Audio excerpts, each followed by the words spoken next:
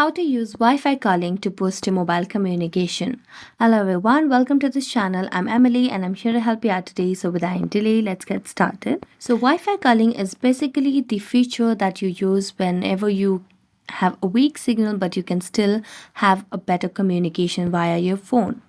So for this process, what you simply have to do is tap on the phone application on your device and then tap on the three dotted lines at the top right corner.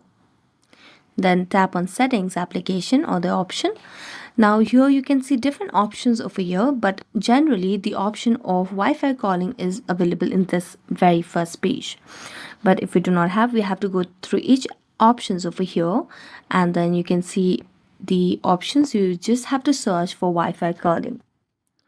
Now as you search for it, there is no basically any options as such like Wi-Fi calling.